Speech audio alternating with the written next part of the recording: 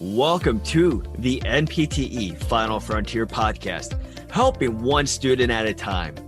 Visit NPTEFF.com to enroll today so you can pass tomorrow.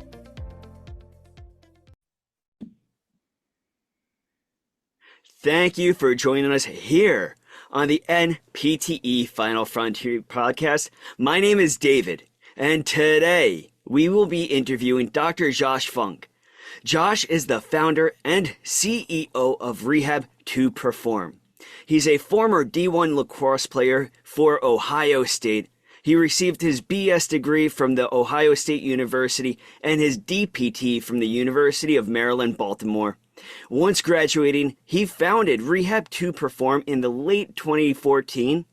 He has also completed 2 business accelerator programs with the Small Business Development Center and Goldman Sachs 10,000 Small Business Graduate, and he is a fellow of the Birthing of the Giants program. He has done many podcast interviews before, so no, this is not his first rodeo.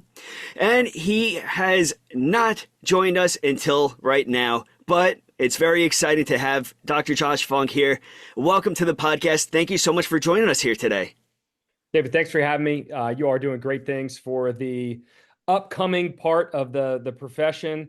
And I just overall, it's been awesome to kind of see your impact and some of the stuff you all have going on. We take a lot of students on throughout the course of the year, and many of them have referenced the things that you all have going on with NPTE. I love to hear that. It's always great to hear, especially that from students' perspectives, and the word of mouth is so valuable and important. And as you know, same thing with treating patients and owning a business, it all comes with passion. It's all passion. Yeah, you're making a huge impact. I know that your guys' tagline, right? Helping one student at a time, I think. Did I get that right? Yes, sir. Yep, there you go. Yeah, well, thank you so much. So tell us, how did you get interested to become a physical therapist? I was very fortunate to have avoided a lot of major injuries throughout my time as a youth athlete, high school athlete. You know, I played 9 different sports before high school. I played 3 sports while I was in high school.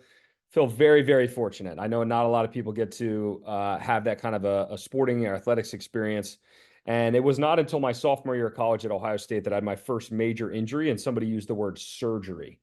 I had a torn labrum and torn rotator cuff, and that was the first time that I'd gone through PT, where I needed to show up to the training room before practice, have a hybrid situation where I'm doing certain things off the field during practice and working with strength coach, sport coach, PT, AT, to try to figure out a way to allow me to play through the remainder of the year, because as it was told to me, things would either get worse and I would know that I needed surgery sooner, or they could potentially get better. Fortunately for me, throughout the course of the season, they got better. And I got to the end of the year and I went, you know what? My shoulder rarely bothers me, and it really only bothers me if I shoot the ball as hard as possible. So I came home, got a second opinion as well, and they were like, you know what? Try a summer of PT without doing all of the lacrosse moves that you're used to, and see how your shoulder responds. Now, that's where I get into the big difference between what I had exposure to at school versus what was available in the community. And that's really how Rehab to Perform was, kind of originated. But regardless, I was able to rehab my shoulder mostly through virtual PT before it became a big thing in the pandemic, where I'm, pretty much, and I shouldn't say virtual, but on the phone with the PT and the strength coach modifying my workouts all summer. But I never had surgery. So I had such a good experience. It allowed me to avoid surgery. I think I looked to those people at that stage of my life as mentors. I had always enjoyed learning about the human body, enjoyed working out. I never wanted to be sitting at a computer, which is pretty funny given the fact that business ownership involves certain chunks of that now. But regardless, I had the itch, and I completely shifted and changed course from PA or orthopedic surgeon to a physical therapist. That's incredible. And so how was the recovery? Like, how was your performance once you were able to return after all of that? knock on wood, I have never had any more shoulder issues the rest of the time. Was still able to hit the 100 mile per hour mark on shooting. Was still able to take impact, give direct blows to other players. And overall, there's certain things where if I go in the weight room and I do them, I don't know if it's just irritated in general, like where they're just exercises that maybe I shouldn't be doing at 38. But I've got a couple exercises that I just know that if I do them at high volume or at high weights for a long period of time, it probably is not best for me. But hey, 38 can't be perfect. No, I definitely can relate. I mean, I wrestled throughout college and everything, so I definitely know about being banged up through injuries and stuff like that. And I know with you going to Ohio State, I had the opportunity. I don't know, you're probably familiar with the wrestling coach over there, Tom Ryan. Yeah, yeah. Yeah, he used to coach over at Hofstra. So I used to Okay. go to Hofstra to the wrestling clinics over there where he was. So that was a little bit of a. Now, every time Ohio State is wrestling, I always have to cheer for them. They So have amazing wrestling, amazing facility. I tell you what, I always thought wrestlers were different, but until you get around college wrestlers, you don't really understand how much different. And I think from an overall toughness standpoint, I'd have to pick top two: wrestling and gymnastics. I mean, you just the psychology of the individuals that perform those sports on a regular basis are different. yeah, I definitely could see that. And I mean, lacrosse, you have to be built differently too. I've always had such a respect for lacrosse players because and it's a sport that I never played, but kind of wish that I did play lacrosse. Seems like a lot of fun. Especially if you grew up in the Hofstra. I mean, the Hofstra Pride haven't been too bad, and there's a couple other SUNY schools in that area. I think right, Stony Brook's right around the corner, and Yeah. I mean, I don't know how far like Siena or the Manhattan Jaspers, or I'm trying to think, St. John's is up. I mean, there's plenty of options in that area. Yeah, for sure. All right, so Rehab to Perform. How did you end up going into starting a clinic now? Yeah, I mean, for me, I think I've always had the entrepreneurial bug. I did the paper route in middle school, and that was kind of the first place where I was like, I kind of enjoyed the hustle, kind of enjoyed doing my thing, and obviously receiving some compensation as a result of my efforts. And then that spun into swim lessons in high school. That spun into lacrosse camps, clinics, private lessons when I was in college. The first business that I actually created was a lacrosse services company. It was called Lax Factory. That was 2011, which was the year that I graduated from PT school. Because I know that I wasn't quite ready to start a full-fledged PT business. As you and many of the listeners may be aware, there's not a lot of business discussed when you're in PT school. So that was my side hustle, and it was a great opportunity for me to learn the ins and outs of business. That eventually got to a point where it was 280 kids in a club team program, both boys and girls, on 14 different teams. So it became a big deal. But that was where I got my roots. 3 years later, after I started that organization, I started Rehab to Perform. It was in a small 1,200 square foot space in between two turf fields at Frederick Sports Center. I could walk outside of the space. It was flat rate rent, and I could go use the gym equipment that was also in between the two turf fields. So decreased overhead, like a lot of the gym-based concepts you have out there. But I had this vision in my head that I was going to be able to create the kind of enjoyable sports medicine environment that I had exposure to at Ohio State, where I didn't feel like I was making a grudge purchase or was thinking of the words I have to. Instead, putting people in a position where it was an I get to environment. And we equated it very, very early on to like the cheers of PT, right? So if you can think about the local neighborhood bar, your barber shop, or your salon, or whatever, but a social place, there's interaction, there's friendships gained, there's a motivating aspect to all of the different either conversations going on or the things that were on the walls, the music that was being played, how potentially your PTs were talking to you, dressing, structuring your plans and process, a certain amount of individualization and personalization. I mean, that was one thing that was very, very clear to me when I came home. It was like, I'm doing the same shoulder sheet as the 50 plus year old individual over there that's not going to play college lacrosse this fall. what's going on here? Like that doesn't make sense. So taking a lot of the very, very enjoyable components of an athletic training room environment, other areas of society that people typically like to go to and socialize and spend time at, where they're not in a rush to get out of their session, and implementing that into our own secret sauce. And I think in the beginning, we delivered a really good service and made it really fun. We knew nothing about business behind the scenes. I can think of the first three people that we had with our team. Dr. Zach Baker, who's still with us today. We're very fortunate to still have him. But it's been an amazing journey. I feel very, very fortunate to learn fast as a result of knowing when I'm failing fast and being incredibly resourceful. And now we stand here, and I think the other day we did a head count. We got 93 people. We're about to open up our 11th office. We made it through the pandemic. We had our first fee schedule increase this year, which for all the people out there that are talking about declining reimbursements, they do exist. And obviously I'm super pumped about that because it leads to benefits for our team. And I think we're doing some really, really cool things to overall impact just the physical therapy market in the DMV, which is DC metro area, DC, Maryland, and Virginia.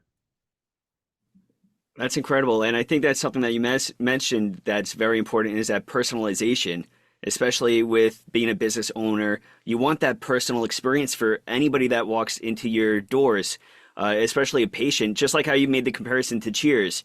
You want everybody to know your name. You want everybody to recognize you and be like, hey, how's the family and this and that. And of course, you're going to get to their exercises at some point, but you don't have to once they come in, you don't have to get right into the exercise, get them in, get them out, get the ankle weights, get the heat, get the let's do this and this and this, and we'll see you next time. Make sure you schedule on the way out. I Yeah. agree. And I think the biggest thing that I think of there is also from a business strategy standpoint, it's good to know what your people are doing outside the clinic, because the more that you know what they're doing outside of the clinic, the more that you can get connected to the world outside of the clinic. And I think in a position we are where there's a lot of focus on digital media, social media, online space, old school handshakes and smiles at in-person events still goes a really, really long way. And obviously you need to own those with your patients, but making sure that you can find ways to get connected outside of your community, knowing that especially if you have an ideal patient population that you are enjoying working with, you might want to find more of those same people somewhere. Well said, well said. So, what is one thing that you feel could be done to make the physical therapy profession better? Decrease the cost of education. The cost of education is too much. I know that we were very, very, very well intentioned, I think, with getting the DPT. And I think the DPT and direct access and a higher level of education does a great job to position the profession. However, the cost of that is regularly being communicated as something that does not match the ROI on the profession. You cannot have the cost of education outpace the wages in the profession and still attract young people, especially in a situation where you have inflationary times with regards to cost in a lot of different aspects of our lives. So education would be the single greatest place that I would like to regularly have conversations. And I've honestly even heard somebody suggest not taking students from some of the higher cost universities as a way of pushing back on those universities' costs and suggesting that without them coming down to more of the bell curve, that there's no need for us to work with them. And that is something that we are considering, just given the fact that I don't know how else to fully impact that space besides creating awareness and talking about it. Yeah, well said. And I think that that's very important with the cost of education being so high. And I feel like that's one of the things that we've been seeing so much from people that do have complaints about the field or get to have those being swayed to go into, let's say, a PA position. They start to say, well, why am I going to go pay this much for school, graduate, not get paid as much, and have to work this amount of time while also doing documentation that's probably going to be off the book? And like it starts to be a downward slope where everybody just starts to go down and down and down, and then you have that shift over to the next field. Yeah, and you want to attract people to healthcare overall. And I think it's important to mention we are not the only healthcare profession having the same conversations and some of the same challenges. So I do think this is a greater conversation that needs to be had at the university level, and that our state and national organizations need to be doing things to create awareness and ideally create change. Otherwise, I worry that looking around in 5, 10, 15 years, you will start to have massive shortages. And although I'm sure that there's going to be an AI robot that can do certain lower levels of PT, people will not be getting highly skilled care. And I worry about the outcome changes, how that will affect, and almost be the opposite of what we are designed to do, which is to decrease the amount of shots, decrease the amount of opioids, decrease the amount of surgeries. A lot of that's predicated on outcomes. And if you're not attracting a lot of the best professionals to healthcare, I worry that we're going to be spending even more on healthcare and be having even worse outcomes than we currently do, which also, from a ratio standpoint of cost and value, we're the worst in the world. Yeah, and I think that I'm going to take it back to where we kind of started with that personalization. With if you have an AI come in and start working with your patients, giving them the program and stuff like that too, not only tracking do you end up losing potentially, but that face-to-face person, that personal touch you end up losing. And I feel like sometimes I hear it with a lot of my patients, and where that personal touch of making a joke with them or just listening to them or making them feel wanted and heard, that all goes right out the window. And we can't Yeah, lose that. I'm with you. And I think we saw that the most during the pandemic where, I mean, people were happy to get outside of their house and still come to the clinic. And they went, this is the best part of my day. Are you sure you don't want to do virtual? Absolutely not. I got to get out of the house and stand in front of a real human being. And I think that, yes, there's a big push for convenience, and there are benefits to the online space and having optionality present with regards to how you're delivering a service. But I do think that a lot of people, especially when it comes to doing something that is more physical in nature, and there's a heavy conversational aspect, problem solving, things that also at times will require some kind of hands-on, that the in-person aspect of physical therapy is something that I hope never goes away. I agree. And I mean, I'm sure it's the same thing with you, but a big reason why we got into this field is that personal touch. If you go into you, I'm sure everybody out there listening, you included, has had a doctor or something that just kind of you go in for maybe 10 minutes session and then you're out after a follow-up, and one of that's not physical therapy. Physical Right. therapy is far from that. Yeah. I So, think, you know, we talked about a couple things there with documentation and volume. And, I think at the end of the day, understanding it, whatever industry we get into from a schooling standpoint, like, has a business component. We got into a service-based business. Any service-based business, we have to appreciate the business dynamics there. But I do think that more and more, especially as we talk about principles of conscious capitalism, and we are out of this era of a high volume, shake and bake style care, that was largely pushed by either pops or private equity based PT places, that we do need to find this happy medium. We do need to find this happy medium of best business practice and best service delivery, knowing that we're trying to shift out of what is considered best business practices. But I would argue it's short term. We could go down whole different rabbit holes. But having as many people in your doors in one day might seem like great for that one day. But when I think of patient churn, when I think of patient outcomes, I don't think it's a long-term way of continuing to attract people to all of the benefits of the profession. yeah, totally. So what's the biggest difficulty that you face personally when starting up your own business? I knew very, very little about business, and I definitely knew very little about standard operating procedures, checklists, putting things in place that allowed individuals to have some wiggle room and individuality, but lead them to similar outcomes. We were a very, very people dependent business early on. And I realized that when we opened up our second office, there was not enough structure.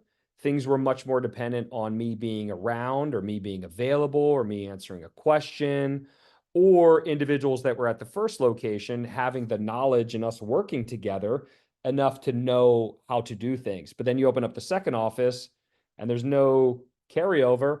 And then you're trying to communicate, well, why can't you do it like these group of people over here? Well, because you have nothing in place to communicate to people how things should be done. So early on, we were very, very good, as I mentioned, at I think clinical care, at the vibe of the clinic. People came back because they enjoyed things, but we were losing money on the back end, missing stuff, missing leads, just overall very, very disorganized. And when we opened that second office, which I always say is the hardest office, we realized how quickly we had to put things in place to create a sustainable business. But the SOPs, the operations, the things that you don't necessarily see or think about when you go into a patient care environment, but they're the things that you feel when they are done poorly. I definitely could understand that for sure.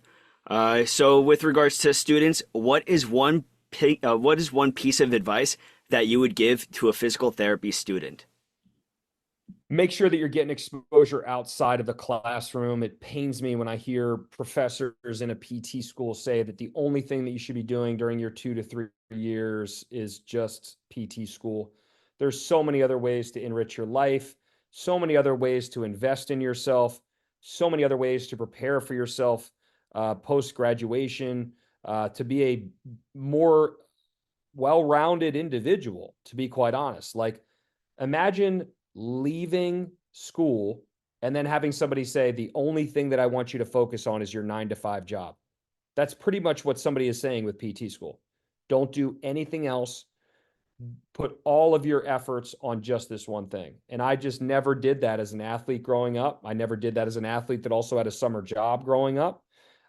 So I don't know why individuals wouldn't volunteer. I don't know why they wouldn't work. I don't know why they wouldn't develop certain levels of competency and literacy in other areas of life. For me, I'm thinking financial, I'm thinking sales, being two things that make you valuable regardless. You could have personal financial literacy, you could have professional financial literacy. Sales, can you sell yourself? Can you sell the company you work for? Those are things that are going to work out for you wherever you go. You could put yourself in a service-based industry, personal training. You could be doing stuff to put yourself in a position to have a high customer service load, which could be serving. I'm speaking from experience about things that I did, but you are more than just a student, and you need to be focusing on the big picture and on the long term. You are also in the most energetic time of your life. You've got tons of energy. You probably have way, way less responsibilities and commitments. You probably don't have kids. You probably don't have a spouse. At least the majority of our students when I was in school did not have kids or a spouse. Very few of them had mortgages. So your level of responsibility, let's also mention the fact you don't have student loans yet, right? So your student loans, you're not paying for them. True. So you're at the best possible in your time to do more, do extra, find ways to put yourself ahead. If you do just like everybody else, and the only thing that you're doing is school, great. You might get some good grades, but nobody cares after you get your license. I've never asked a single person ever what they got on their grades. So, and I'm speaking I was a B student myself. While I was going through school, I was honestly being a personal trainer. I was serving at a restaurant through certain periods of time, especially clinical rotations. And I was fortunate enough that professional lacrosse is still a weekend gig, and I was doing that on the weekends. And I'm not saying everybody's got to do all that, but find ways to have less student loans and ideally position yourself to be a more well-rounded human being when you hit the ground running after your graduation. That's incredible. And you mentioned about finances and everything. So here is a special question for you now. So this is a question that we ask all of our guests. They have no clue what the question's going to be. Love it. and we change it. Every single guest has a different question. Okay. So here is a question for you.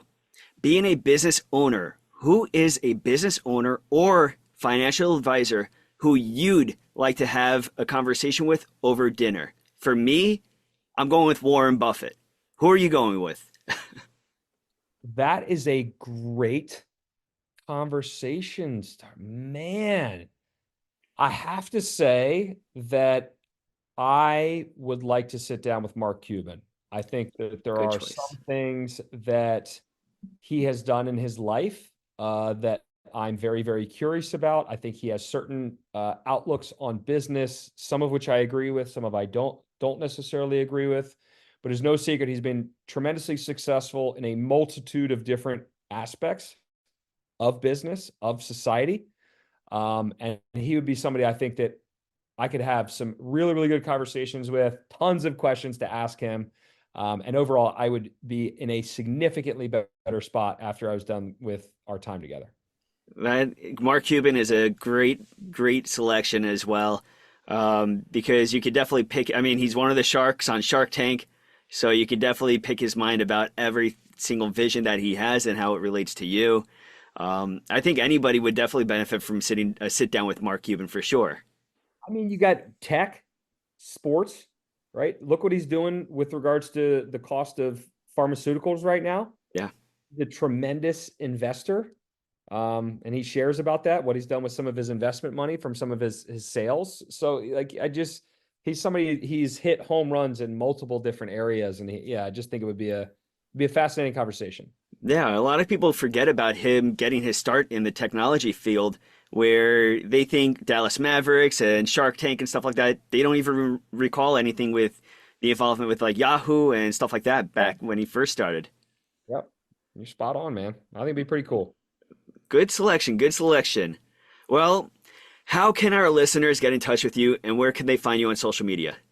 At Dr. Josh Funk on Instagram, and especially for this population, connect with me on LinkedIn. I've been spending a lot more time on LinkedIn recently.